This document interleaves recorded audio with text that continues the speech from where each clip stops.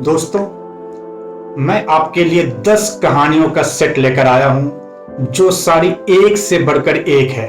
और ये सारी छोटी है, 1 से 2 मिनट की एक कहानी है और ये आपको काफी इंटरेस्टिंग लगेगा। और साथ ही साथ ये सारी प्रेरणादायक कहानी है। कृपया आप इसे ध्यान से सुने और अभी तक अगर मेरा चैनल सब्सक्राइब नहीं किया है तो प्लीज अभी कर लें। तो आइए अब मैं आपको कहानी एक के बाद एक सुनाने की कोशिश करता हूं। अंदरूनी प्रेरणा। यह एक ऐसी दर्दनाक कहानी है कि मेरे दिल को छू गई और उम्मीद करता हूं कि आप भी इस कहानी को सुनने के बाद ऐसा ही महसूस करेंगे।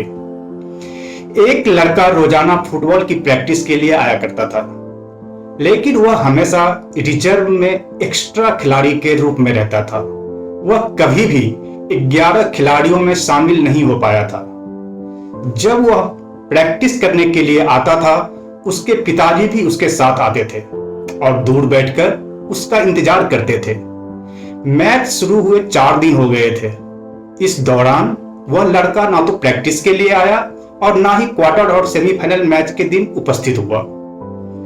अचानक फाइनल मैच के दिन वह कोच के पास आया और बोला, आपने मुझे हमेशा रिजर्व में ही रखते हैं, कभी भी मैच में खेलने का आपने मौका नहीं दिया, लेकिन कृपया आप मुझे इस फाइनल मैच में खेलने दीजिए। कोच बोले, बेटा मुझे अफसोस है कि तुम खेलने की इजाजत मैं तुम्हें नहीं दे सकता, क्योंकि टीम में तुमसे अच्छे खिलाड़ी मौजूद हैं। आज फाइनल मैच है और स्कूल की इज्जत का सवाल है, मैं इस समय खतरा नहीं ले सकता।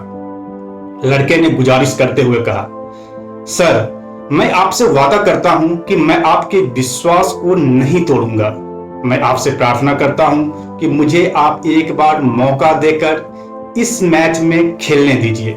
इतना कहते कहते उस लड़कों के आंखों में आंसू आ गए। कोच ने इस लड़के को ऐसे विनती करते आज से पहले कभी नहीं देखा था।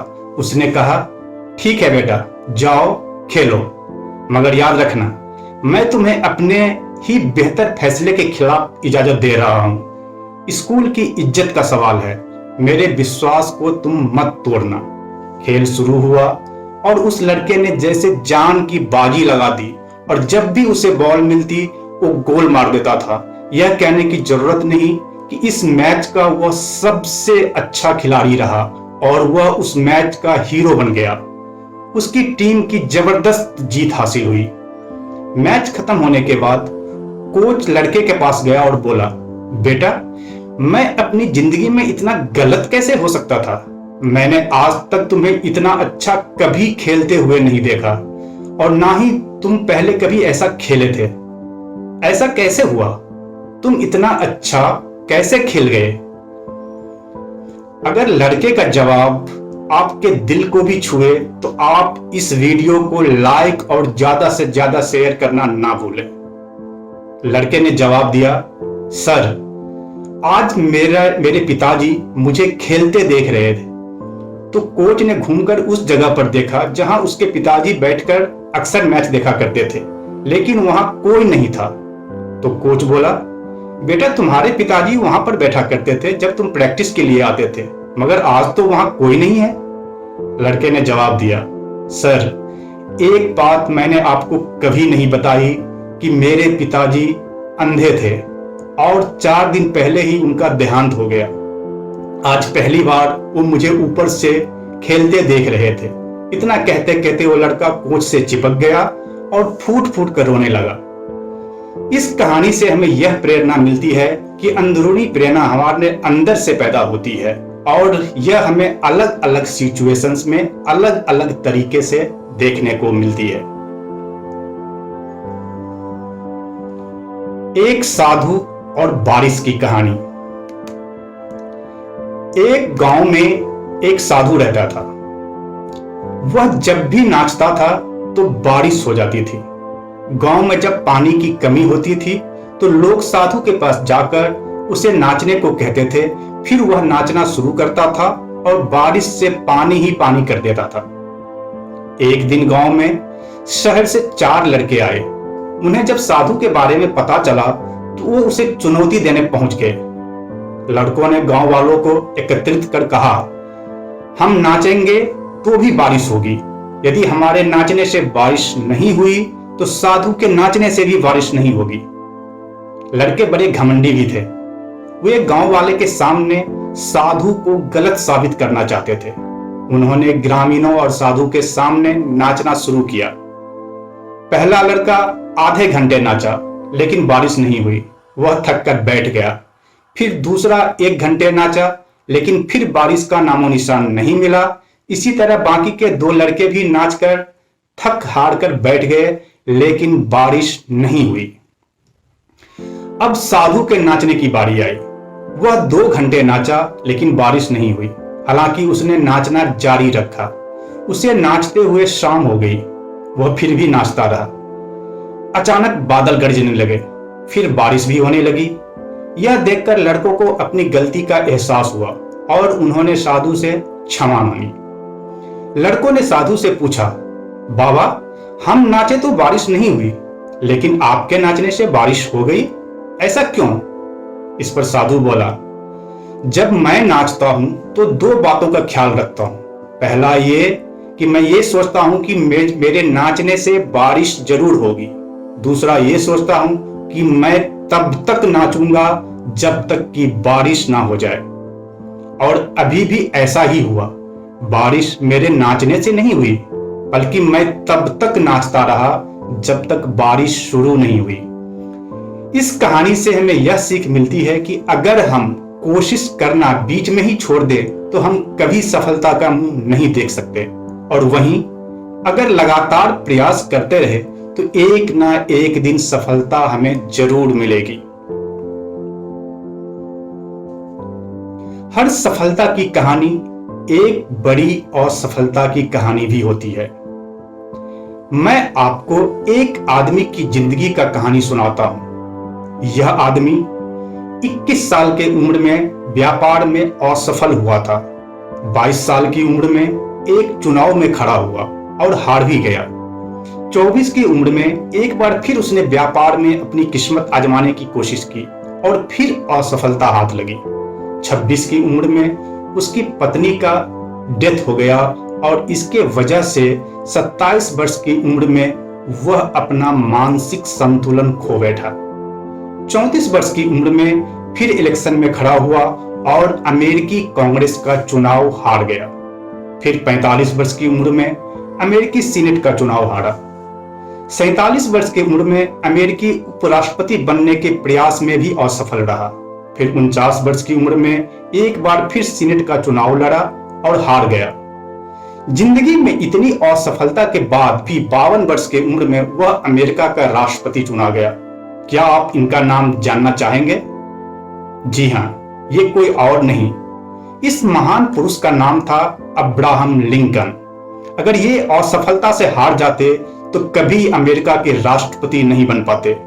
इसीलिए हम कह सकते हैं कि हर सफलता के पीछे एक असफलता की कहानी शुरू होती है, लेकिन हम हर सफल आदमी की सिर्फ कामयाबी को हमेशा देखते हैं, उसके पीछे के संघर्ष और नाकामयाबी को कभी नहीं देखते। हमेशा सफल आदमी की पूरी जीवनी पढ़ने या समझने की कोशिश करना चाहिए। KFC की कहानी। कर्नल हार्लैंड सैंडर्स का जन्म 1890 में अमेरिका के इंडियाना में हेनरीविले में हुआ था। 6 साल की उम्र में ही उनके पिता की मौत हो गई।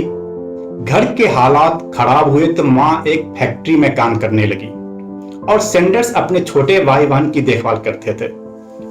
महज 7 साल की उम्र में ही उन्होंने अच्छा खाना पकाना सीख लिया था। 12 साल की उम्र में उनकी मां ने दूसरी शादी कर ली और उनके सौतेले पिता को सैंडर्स पसंद नहीं थे, जिसके चलते वह अपनी आंटी के पास रहने लगे और एक फार्म में काम करने लगे। सैंडर्स उस वक्त 7वीं कक्षा में पढ़ते थे, तो उन्होंने 7वीं में ही अपनी पढ़ाई छोड़ दी। इसके बाद वह तमाम तरह के काम करते रहे। सेना में भर्ती हुए, लेकिन वहां से निकाल दिए गए। कुछ वक्त रेलवे में काम किया। करीब 19 साल के उम्र में उन्होंने शादी कर ली।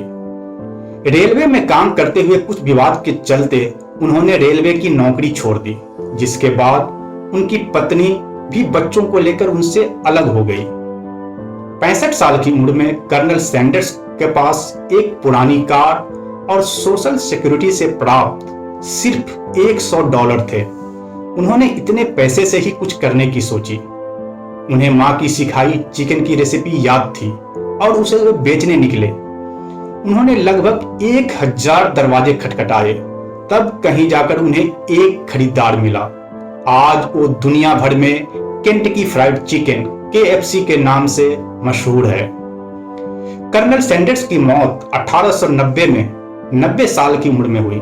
आज कर्नल सैंडर्स दुनिया में नहीं है, लेकिन KFC पर खास दाढ़ी और वेस्टर्न टाई के साथ उनका चेहरा आज भी KFC का चिकन खाने वालों को उन्हें भूलने नहीं देता।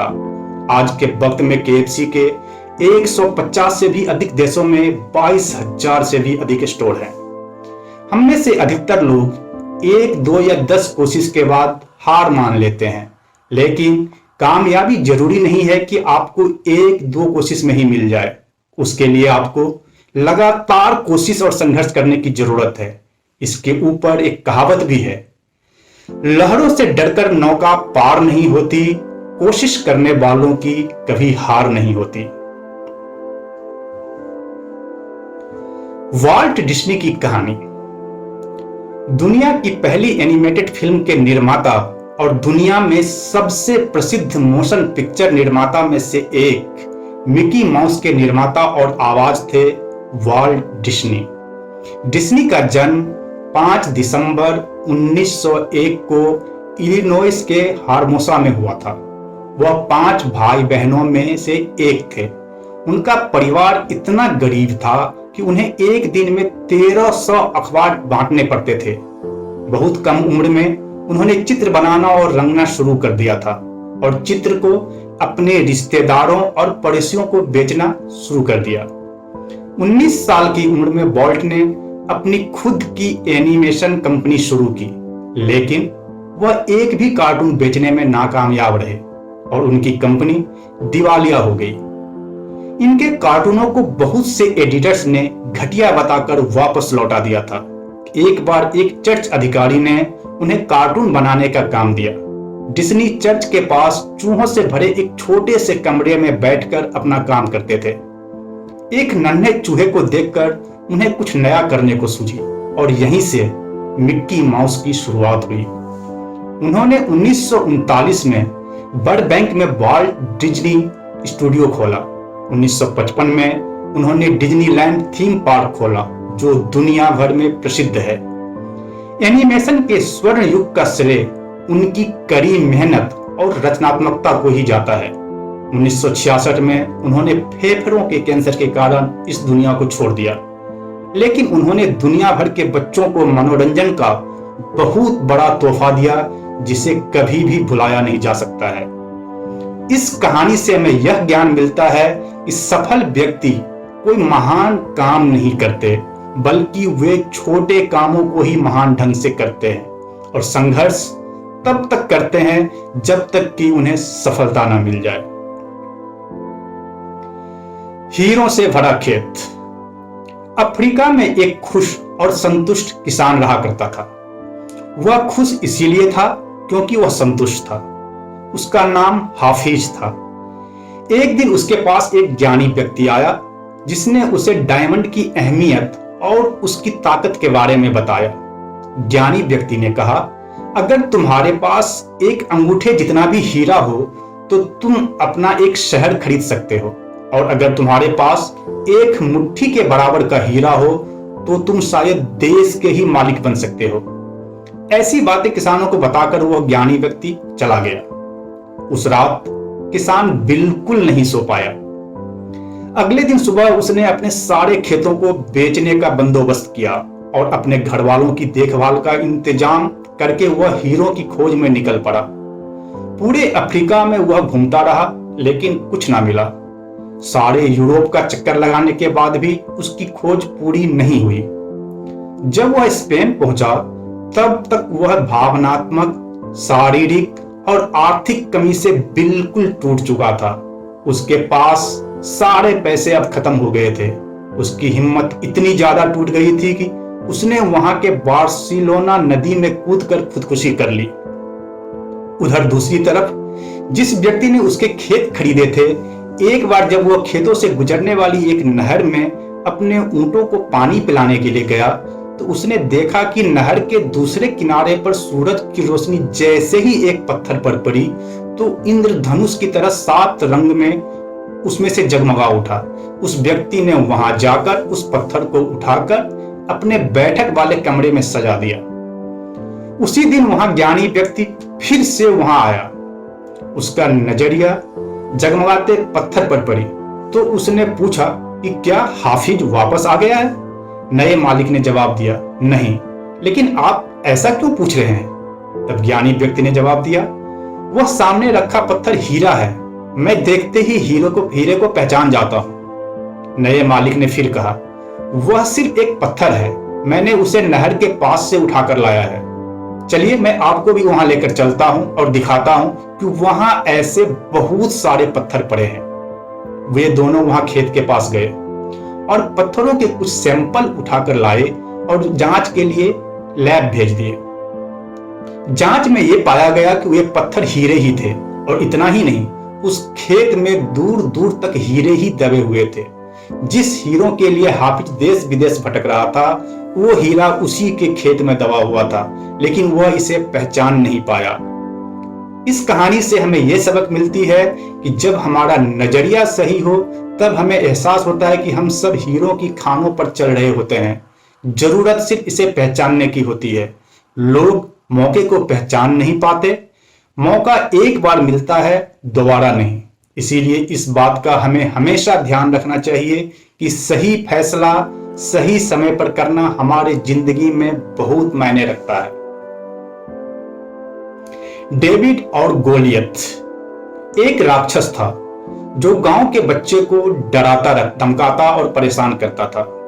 एक दिन 17 साल का एक गरड़िया अपने भाइयों से मिलने आया और पूछा कि तुम लोग राक्षस से लड़ते क्यों नहीं हो? तुम सारे गांव वाले एक साथ मिलकर उस पर अटैक करो तो उसे आसानी से मार सकते हो। उसका भाई बिल्कुल डरा हुआ था। उसने जवाब दिया, क्या तुमने देखा है कि वो कितना बड़ा है कि उसे मारा नहीं जा सकता है?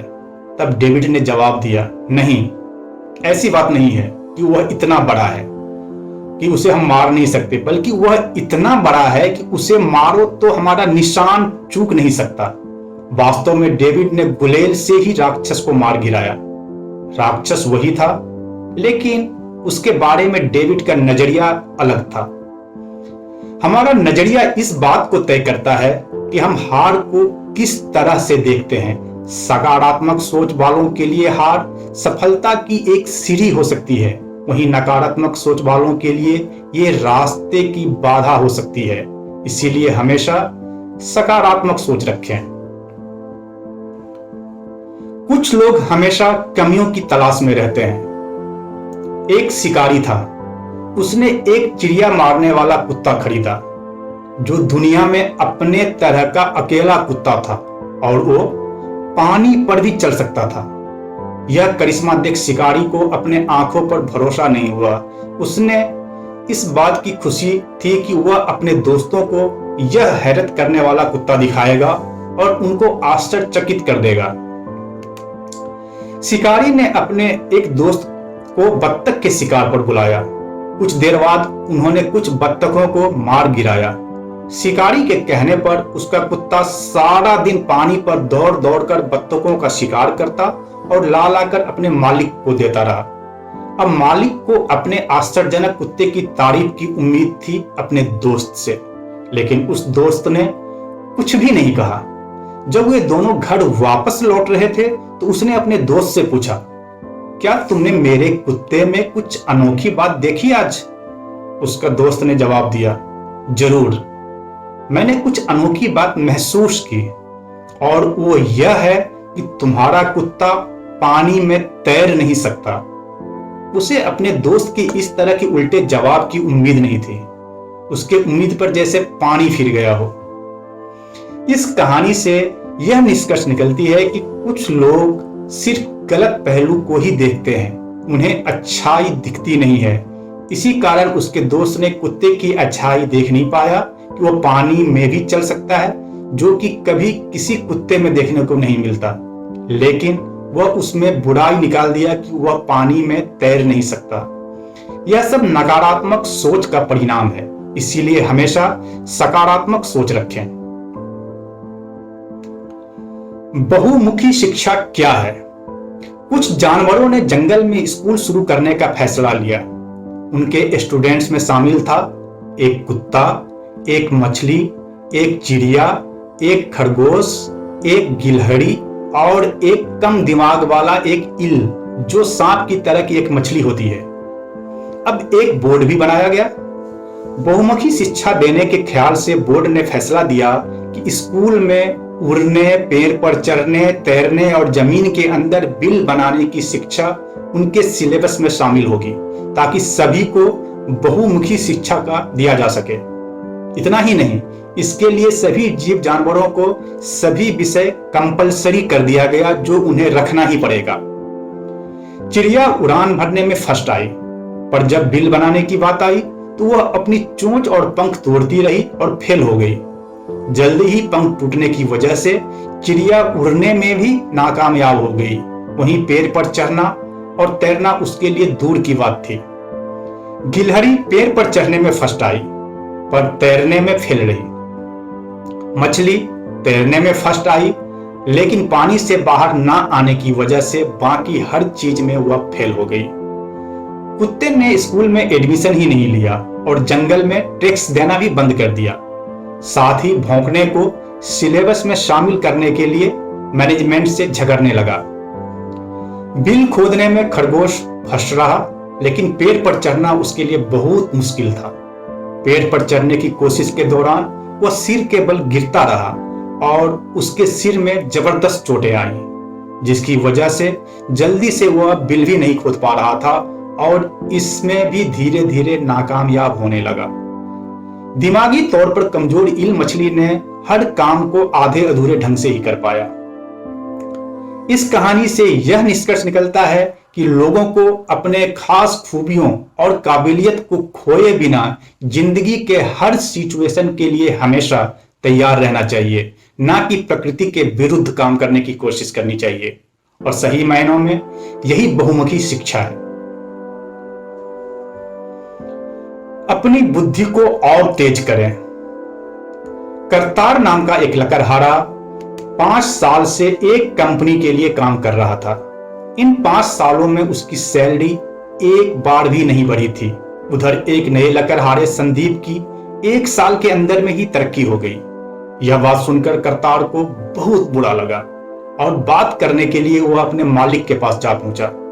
मालिक ने जवाब दिया, तुम आज भी उतने ही पेड़ काट रहे हो जितने कि तुम 5 साल पहले काटा करते थे। हम अपनी कंपनी में अच्छे से अच्छा काम चाहते हैं।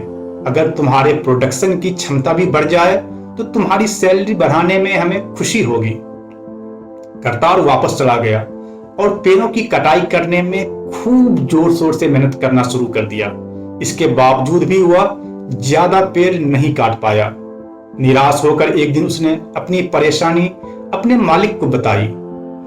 मालिक ने करतार को संदीप के पास जाने की सलाह दी और कहा, हो सकता है संदीप को कुछ मालूम हो जो हमें और तुम्हें मालूम ना हो। अब करतार संदीप के पास गया और उससे पूछा कि वह उतने ही समय में ज्यादा पेड़ कैसे काट पाता है। संदीप ने जवाब दिया, हर पेड़ को काटने के बाद मैं 2 से 3 मिनट अपनी कुल्हाड़ी की धार तेज करने में लगाता हूं। अब तुम बताओ कि तुमने आखिरी बार अपने कुल्हाड़ी की धार कब तेज की थी? संदीप को इसी सवाल ने करतार की आंखें खोल दी और साथ ही उसको अपना जवाब भी मिल गया। इस कहानी से निष्कर्ष यह निकलता है कि हमारे बीते हुए कल का गौरव और शिक्षा से हमें हमेशा काम नहीं चलता। हमें अपने ज्ञान की धार को लगातार तेज करते रहना पड़ेगा। इसी से हम सफलता हासिल कर पाएंगे। अगर ये कहानियां आपको अच्छी लगी हो तो कृपया इसे लाइक करें और ज्यादा से ज्यादा शेयर करें। साथ ही अगर आपने मेरा चैनल सब्सक्राइब नहीं किया है तो प्लीज अभी कर लें।